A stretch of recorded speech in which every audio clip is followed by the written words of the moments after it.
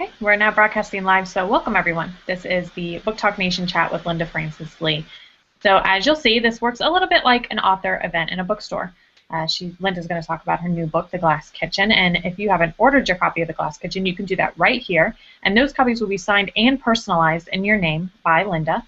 And then a local independent bookstore, Postman, will ship those right to your door. Now, those sales will only be open until tomorrow night at midnight. So if you want the signed and personalized copy, you want to make sure you order it by then. You can do it right here on this page, next to this video window, or at booktalknation.com.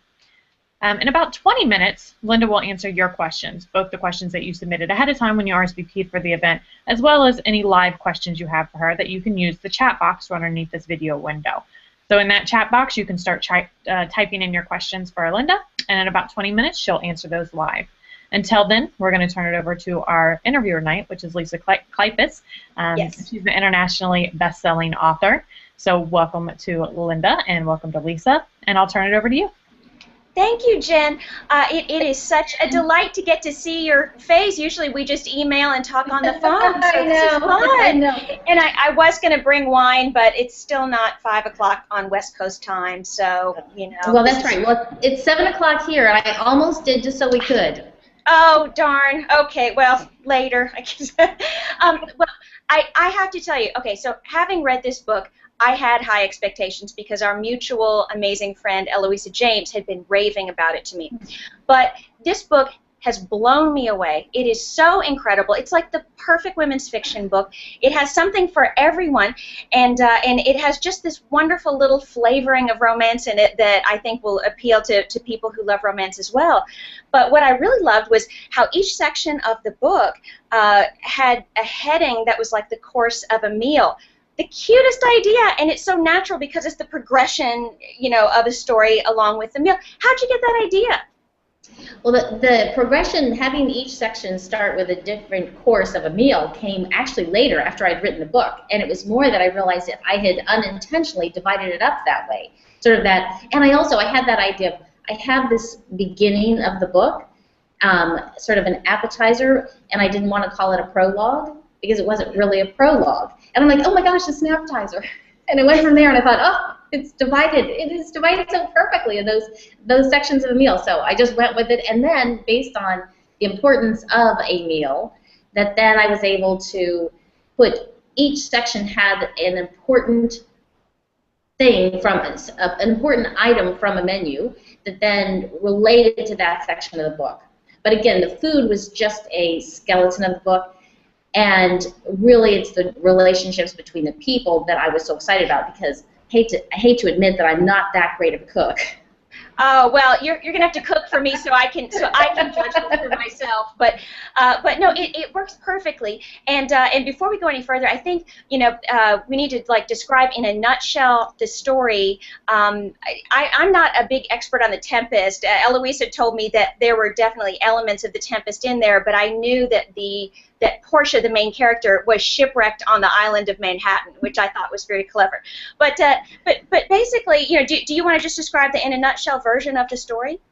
Well, I think that it was that exactly like you're saying, and like Eloisa is saying. It was that idea for me. One, I'm fascinated by the idea that Manhattan is an island, and you can't get to Manhattan unless it's through a bridge or a tunnel or a boat.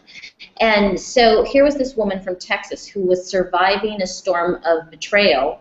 She then flees Texas and ends up literally sort of shipwrecked on this island. And then there was Ariel, who lived upstairs, and there was Miranda, and all of these people that then came together, and almost subconsciously, it's just like with breaking the book up into a menu. I think that sometimes when I'm plotting, I do so much work that then pieces that I wasn't even realizing, what I didn't realize were happening, then actually kind of came to fruition, and I realized, and it was actually Eloisa and I had been talking so much about Shakespeare, I realized at some level I had this echo of The Tempest.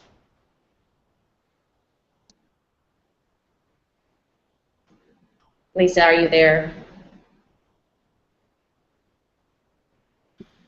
So I think that Lisa's feed may have frozen on us. We're having a few technical difficulties with the Google Hangouts tonight, but she will hopefully pop right back in. Until then, Linda, I might just go ahead and jump to a couple reader questions Okay, We great. brought Eloisa to come back in. We'll fill some of the air that way so that she can get her time back on the back end. Technology. Yes. So this is from Laura. Do you have a certain time of day allotted for writing, or do you just write as it comes to you? I have, well, I was very fortunate in that the very first professor that I had, creative writing professor, started the class by walking up to the front of the class, and he wrote on the board, "Writers write." And then he turned around and he said, "Whether you feel like it or not." So I learned right up front that I had to write. If I wanted to be somebody who was actually published, I would have to write whether I felt like it or not. And she's back. Okay, I'm back. Hello, hello. Okay, can you see me?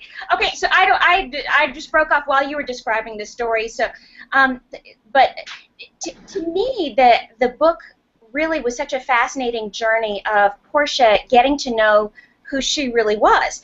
And then I was thinking about it and thinking that seems to be sort of a theme in your books, like, you know, even in Emily and Einstein, you know, which is one of my all-time favorites.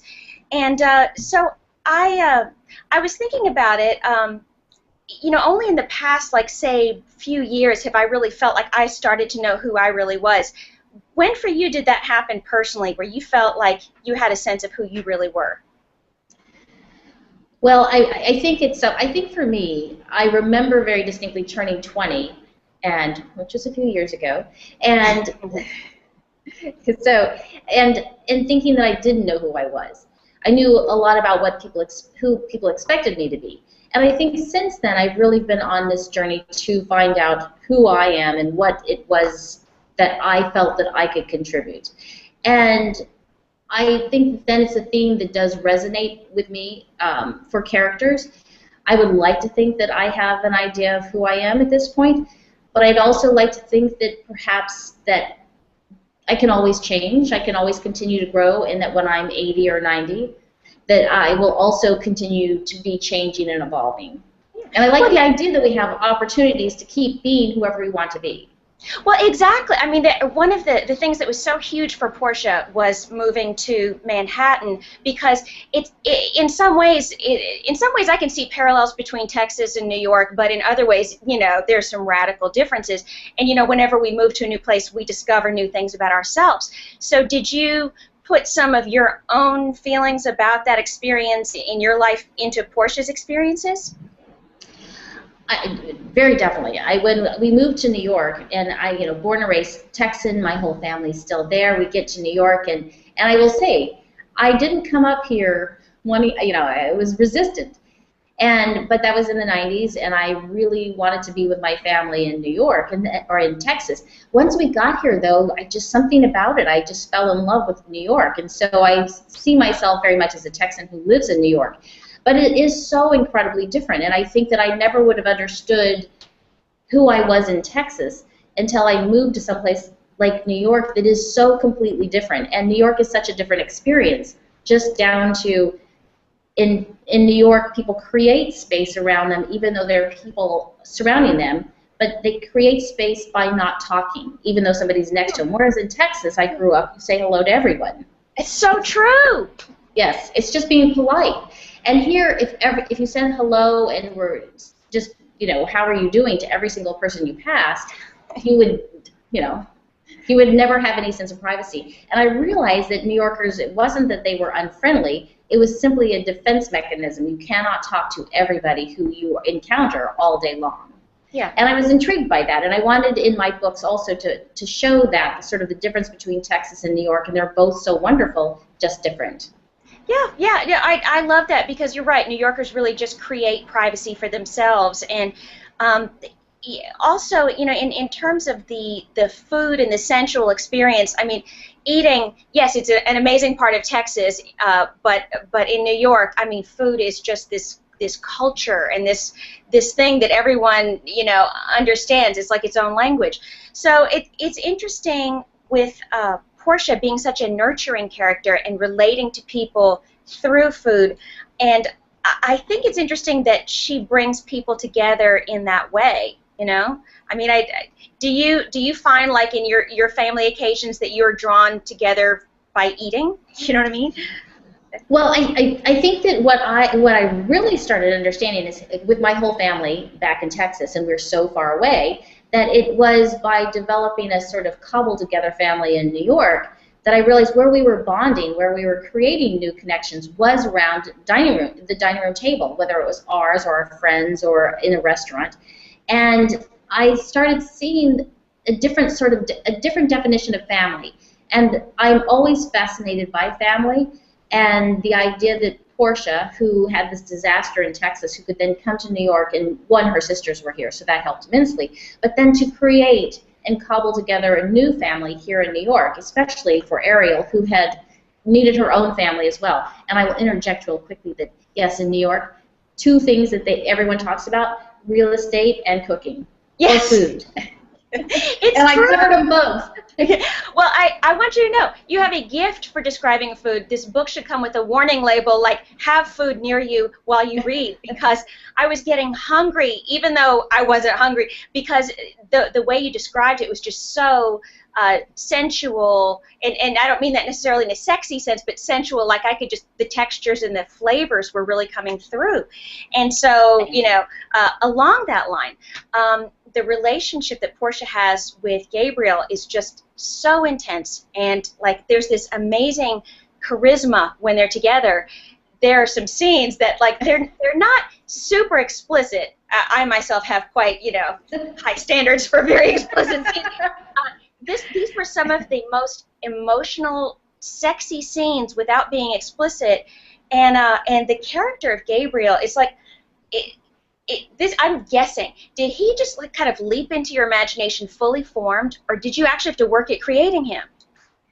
No, he was there. I just saw him coming down that fire escape and coming when he walks up to her, the very first scene when we first meet him, and he's walking up toward her on the street, and no, he just was right there in my head, and I saw him so clearly. And, you know, I have to say, when I was writing him, I was like half in love with him. I was too. Oh my gosh, he was amazing. And I mean, this kind of leads to another question I had. Were you married when you published your first book, or did you publish before you got married? No, I was married. In fact, it was my husband who was, during that time period when I had no idea what I was, you know, who exactly I was. One of the things, I'd always had stories going on in my head, and he was the one who said, you should write them down. And it never even occurred to me. So I went back to school, I studied math, I did the writing, I ran a marathon. It was just all these things that I had never really thought about doing before. And I do two things. I still run and I still write, but I do not do any math anymore. Yay. Don't ask me to do the tip on a bill. Well, I can't remember if I've told you this before, but like Greg does not read my books. Like he hears about them all the time, and every now and then I'll be like, you know, read this page, aren't I great? And he'll be, yeah, you're terrific. But like, does Mike read your books or not? Well, he hears an awful lot about them while I'm writing, and he sure hears a lot about them when we go places, and other people have read them. In fact, we've been in, you know, at work functions for him, and it's like, how do you know these things?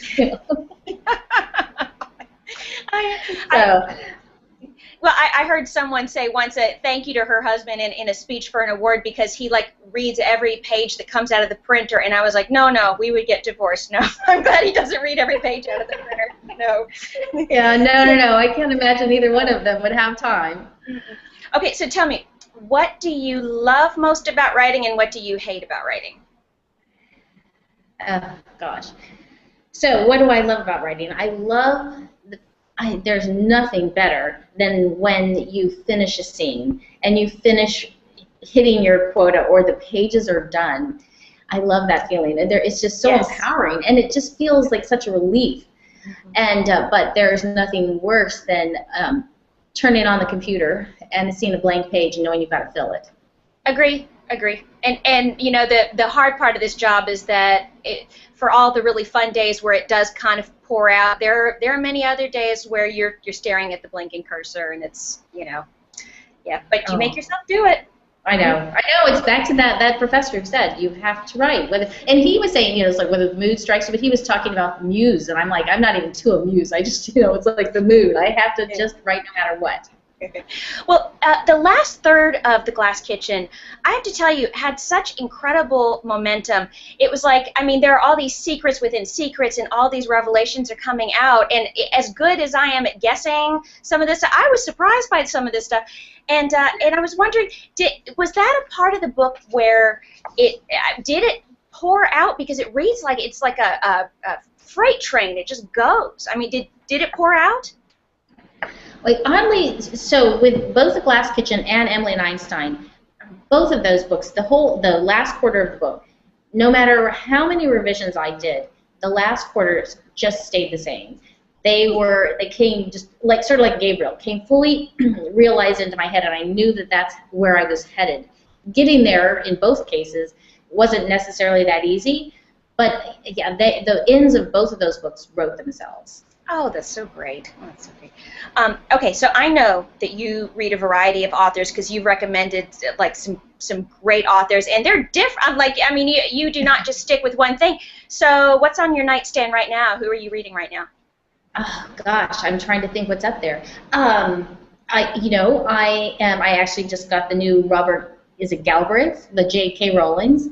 Yeah. And then also, one of my favorite books I was actually revisiting was Donna Tartt's The Secret. Oh, I haven't read that yet. It's so good. But I will say one of my very, very favorite books that literally is, it's a go-to for me, is Devil in Winter. Oh, God. I don't pay you enough. No, what do you mean? I just was like, St. Vincent, oh my gosh, Sebastian, he's like, I just love him. He's just that kind of, it's that same thing with Gabriel, somebody who just makes you feel so good and wonderful, and he does that for me. Oh, thank you. I appreciate that because I know he was. It's rare for me, but sometimes they do just leap out already done. It's just like a person in your head, and you wish they all could be like that, Was Sebastian that way for you? Yes, absolutely. Yeah, he and about like maybe 3 other heroes, and then all the rest took a lot more thought and work. But was Portia harder for you to get? I'll tell you something that I liked about her. She wasn't a goody two-shoes, or she's not a goody two-shoes, but she is very, like, taking care of everyone, very reliable, very nurturing. Like, I would usually love to hate such a perfect person, but I liked her, Well, thank you. She was definitely hard to write. I felt like she had been so betrayed that she had to be somebody. I didn't want her to be bitter, so I needed to make her somebody who really, really wanted to nurture people, and to be afraid of what the food means in her life.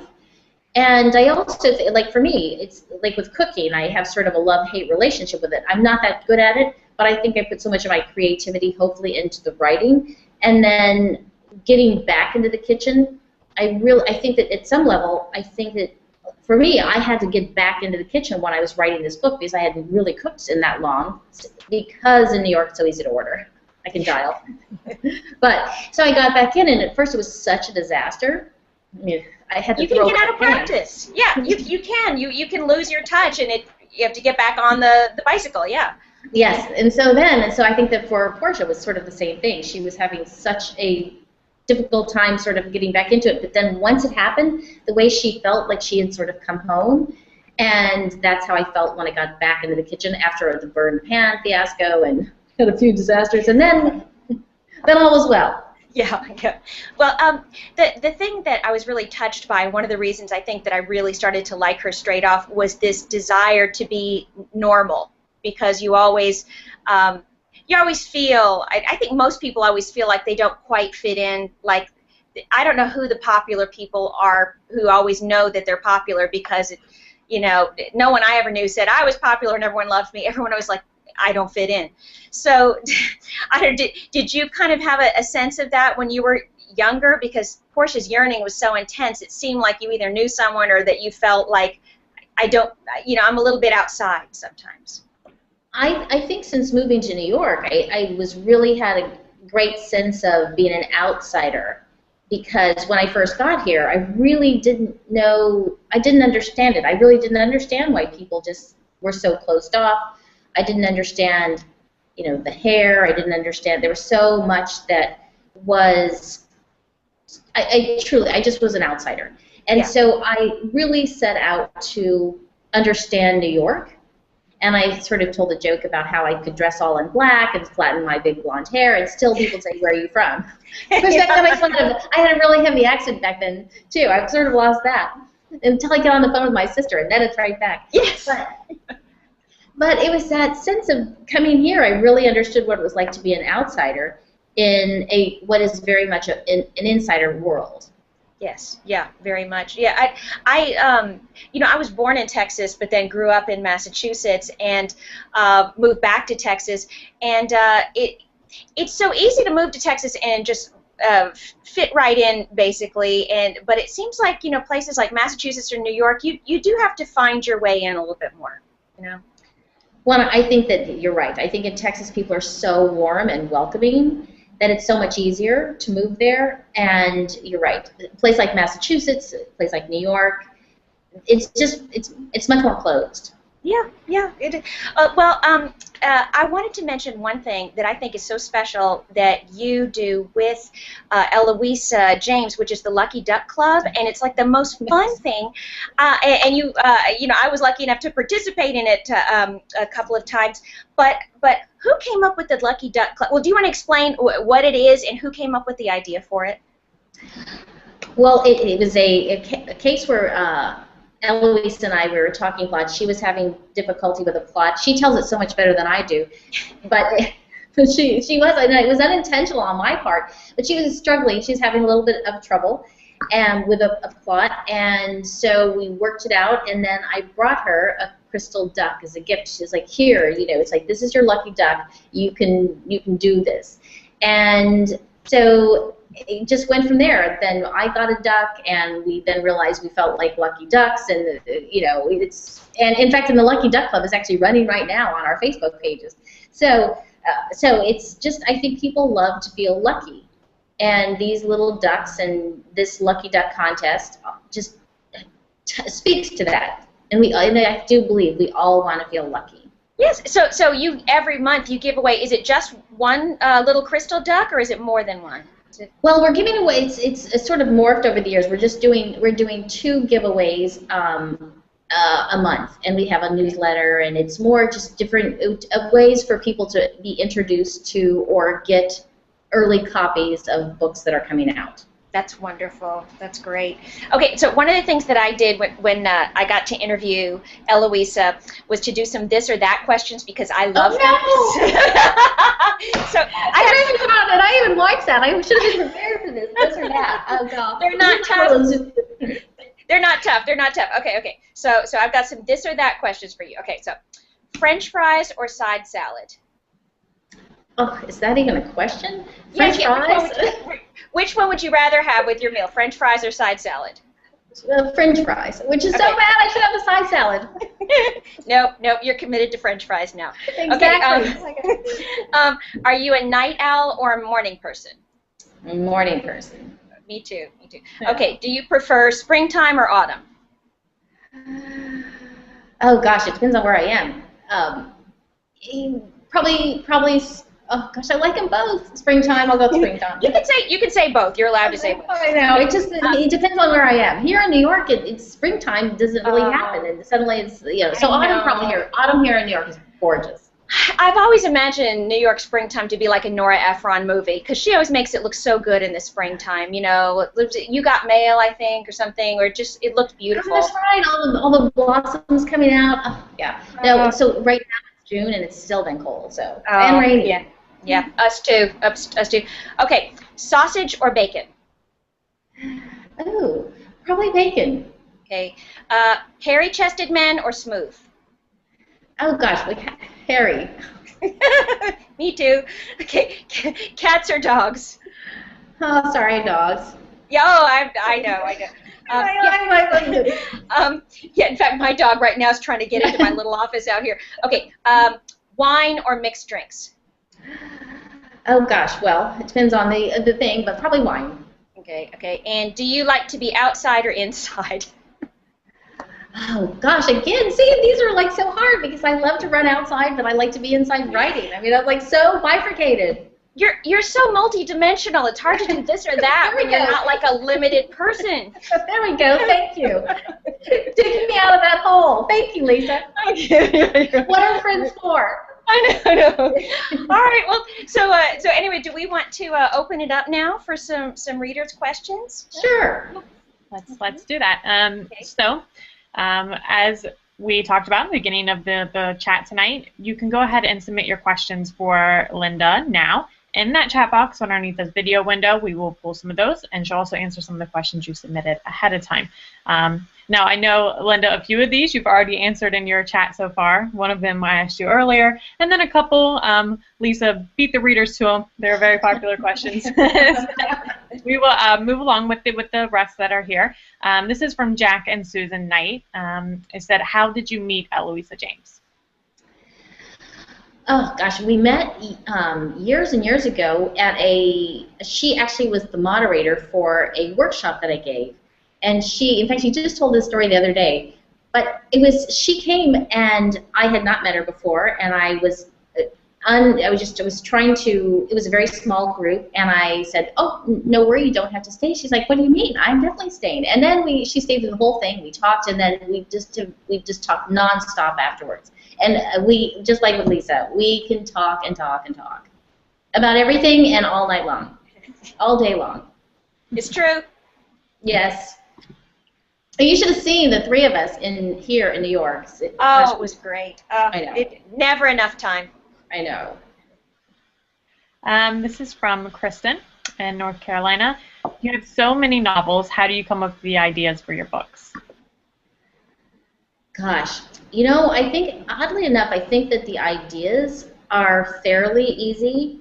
It's just bringing them, the germ of an idea, that tiny little piece of the idea is easy. They're all over. It's taking the idea and really developing them and turning them into a full novel that is more difficult. But for me, it's just anywhere. Something will just strike me, and a story idea will come out of that. I saw some people on a train once, an older couple, and she was so sweet and kind to him, and I just remember the way, and they were sitting, it was on the train, and she was leaning over and she was helping him with his food, and I realized I didn't understand why she was helping him so much, and then I realized he was like a veteran from probably World War II, and he had a problem with his arm, and she was just without even saying anything, she just did it, and I put that in a book. Then years later, of course, with a much younger couple, but it was that idea so seamlessly that they helped each other. And I think that's just different aspects of life. I'll see it, I'll think, ooh, that could work in a story. Excellent. This is from Jory. She said, did the glass kitchen surprise you as to where it led during the process of writing the story? Well, I think that, as I was saying, it was that I really saw the end from the very beginning. So things that went on during the book changed quite a bit, but the end, where it ultimately ended up, didn't, because I definitely saw that I was going to go there. Good. This is from Chan Preet, hope I'm saying that right, in Atlanta. You've written so many books in many different genres. Which genre do you find writing was the easiest? Oh gosh, none. None are easy. None are easy. But I think that for me, I love them all. I love historical romance, and I love contemporary romance, and I love sort of that chick lit, the Devlin Junior League type book, and I love fiction. And I think that, just as Lisa was saying about my reading taste, I sort of am all over the board in terms of what I love to read. I think it's true also with what I write. It just depends on where the idea takes me for that particular book. This is from Terry. She said, I'm just curious, The Glass Kitchen and Emily and Einstein are two of my favorite books. Which of your other books Thank are most you. like them? I'm sorry? Which of your other books are most like them? Oh, gosh. Probably none of them are exactly like that, because they are sort of a departure. They're a different sort of book. There was a book that I wrote years ago called The Ways of Grace that is a little bit like it, not a whole lot, but still a little bit would be the most, I would say, like it, like both of them. and actually it's set in New York as well, in a townhouse. We probably have time for one last quick question. This is from Kennedy. What are you writing now? I'm working on another New York set book, same kind of feel, that since this one will be, instead of the three, the sisters, the thrust will be then a mother-daughter, and I'm really excited to explore that relationship. And so I have all this going on with then a mother, a daughter, but they're both it's sort of a pseudo mother-daughter, a woman who never had a mother and a woman who never had a daughter.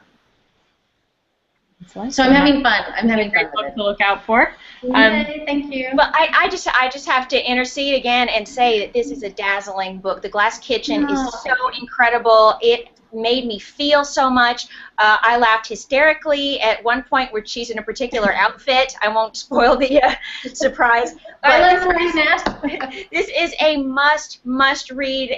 Anyone will feel great, but also hungry after they read it.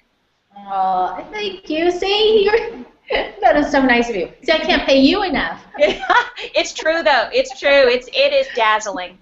Thank you. Yes, and I would like to remind everyone again that they can get Glass Kitchen right here. They can order it on this page. And Linda is going to sign and personalize in your name all those copies. So extra special copies here at Booktalk Nation. And then local independent store Postman Books and New York will ship those right to your door. But don't hesitate, because those sales do close tomorrow night. Tomorrow night at midnight is when the sales will close for the Glass Kitchen. So you want to make sure that you get it in by then.